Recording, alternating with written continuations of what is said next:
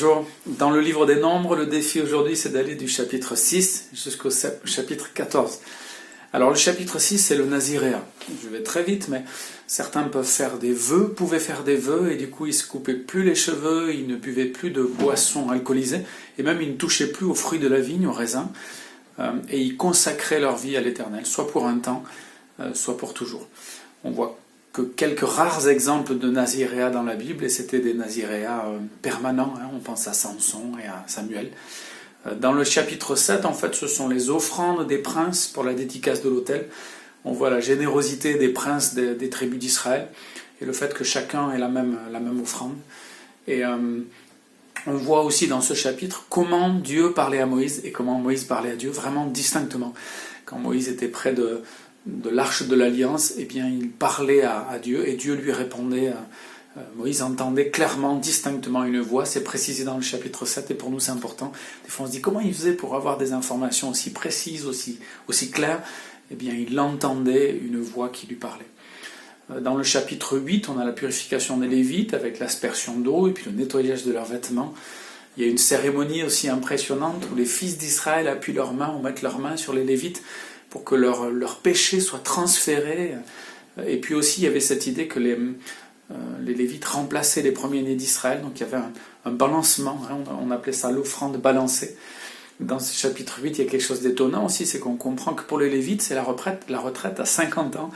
À partir de 50 ans, ils ne servaient plus au temple, mais ils pouvaient aider les autres Lévites, et ils entraient dans le service à 25 ans, c'est tard aussi, donc entre 25 et 50 ans.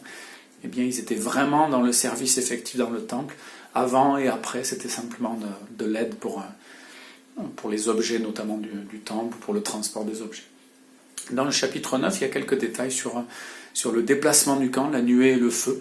Voilà, quand est-ce qu'il fallait s'arrêter, quand est-ce qu'il fallait démarrer. Chaque fois que la nuée partait, chaque fois que le feu s'arrêtait, eh bien, on suivait ce mouvement de Dieu, et le peuple obéissait à ce mouvement de Dieu. Dans le chapitre 10, on nous parle de ces trompettes qui vont donner le départ ou qui vont marquer les moments importants de la vie du peuple d'Israël, les trompettes d'argent pour convoquer le peuple, qui étaient sonnées une fois, deux fois, ou en fanfare selon les événements pour la convocation, pour la guerre, pour les jours de joie, pour les jours de sacrifice complet comme les holocaustes. Et puis il y a ce moment en fait où Moïse essaie de convaincre son beau-père de venir avec eux, avec le peuple d'Israël. Viens avec nous. On te fera, enfin nous te ferons du bien. Si tu es avec nous, en fait, nous te ferons du bien. Le beau-père de Moïse refuse, et Moïse le convainc. Tu seras notre œil, ne nous quitte pas, je t'en prie. Il ajoute à la bénédiction que le beau-père recevra, eh bien, cette idée que tu vas nous être utile parce que tu connais bien ce désert. Viens, nous partagerons le bien que Dieu nous fera. Je trouve que c'est une très belle phrase. Et puis il y a ces chapitres 11, 12, 13, 14 qui sont vraiment étonnants. Et je vais essayer de faire rapide, mais c'est important. Tout a été préparé, tout a été fait, le recensement, on a redit comment le peuple allait se déplacer, comment Dieu allait le guider, comment Dieu parlait à Moïse. Et maintenant, en fait, il s'agit de s'approcher de ce pays promis. On est à peut-être 8-9 jours de marche, il y a 11 jours en tout entre le Sinaï et puis l'entrée dans la terre promise. Et puis ça va se passer très mal. Il va y avoir les murmures, il va y avoir les reproches, dans le chapitre 11 déjà, des murmures, le feu de l'Éternel qui tombe sur le camp, sur une partie du camp, et puis Dieu qui intercède, le feu qui s'arrête. Et puis d'autres murmures de la part du ramassis, c'est-à-dire les étrangers qui sont au milieu d'Israël, qui murmurent, qui pleurent, et puis qui sont pleins de convoitises. Ils veulent de la viande, ils veulent retrouver la nourriture qu'ils avaient en Égypte. Et là, Dieu se met en colère. Et là, Moïse va même demander la mort. Il va dire, moi, j'en peux plus. Je ne peux plus m'occuper tout seul de ce peuple. Tue-moi, Seigneur, s'il te plaît. Agis avec bienveillance et tue-moi. On est vraiment impressionné de cette parole de Moïse qui est complètement découragé, qui est devant un mur.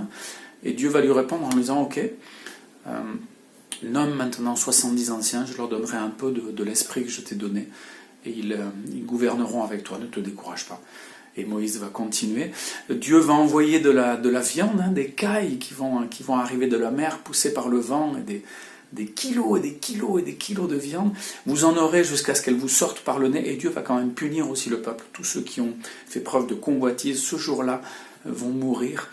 Et on a retrouvé, enfin les archéologues pensent avoir retrouvé, avant Kadesh, un immense campement avec beaucoup de sépultures, et il est possible que ce campement et ces sépultures parlent de ce qui s'est passé dans le chapitre 11 du livre des Nombres. Dans le chapitre 12, c'est Myriam et Aaron qui vont protester, dire voilà, Moïse n'est pas le seul, et pourquoi est-ce que c'est le seul à diriger? Il y a de la jalousie qui va être exprimée, et ils vont reprocher à Moïse de s'être marié aussi avec une femme couchite, une femme de peau noire. Peut-être que la première femme de Moïse était décédée, Moïse a pris une nouvelle femme. C'était pas interdit de prendre une femme étrangère, il fallait pas prendre une femme du pays de Canaan. Et Dieu va punir Aaron et Myriam, et va leur dire oui, c'est vrai, Moïse n'est pas le seul à prophétiser, mais Moïse est le seul à qui je parle, et vous auriez dû avoir de la crainte de vous adresser de cette façon et de parler si mal de mon serviteur Moïse. Myriam va être punie, elle va avoir la lèpre, et Moïse va intercéder pour que cette lèpre soit temporaire, et Dieu accepte que pendant 7 jours elle ait cette lèpre, et puis qu'elle puisse revenir dans le camp. Dans les chapitres 13 et 14, eh bien, c'est cet épisode célèbre et terrible où les espions sont envoyés, les 12 espions sont envoyés dans le pays promis, donc ils sont vraiment tout près du pays promis, tout près de vivre la promesse. Et puis quand ils reviennent, il y en a 10 sur 12 qui disent bon, c'est un pays fantastique, hein, mais les habitants sont immenses, il y a beaucoup d'armées, il y a beaucoup d'ennemis qui ne se laisseront pas envahir, et c'est trop difficile. Hein. C'est un beau pays, mais c'est un pays qui va dévorer ceux qui veulent y entrer, et ils sont découragés. Et il n'y a que Josué et Caleb qui disent mais si, avec le Seigneur, il va nous donner ce pays, on y va. Le peuple refuse d'y aller, et Dieu va punir le peuple. Et la punition, c'est que vous allez rester 40 ans dans ce désert, jusqu'à ce que cette génération qui n'a pas voulu de moi, eh bien, meure, et que vous puissiez entrer dans le désert. Simplement Josué, Caleb et ses descendants, leurs familles pourront entrer dans ce pays promis. C'est une leçon extraordinaire, parce qu'ils étaient tout près vraiment de la terre promise, et ils vont devoir attendre 40 ans. Voilà. Pour n'y avoir pas cru, la fin du chapitre 14 est encore plus terrible, parce que finalement, au dernier moment, après que Dieu ait puni le peuple, une partie du peuple dit « mais si, d'accord, on va y aller ».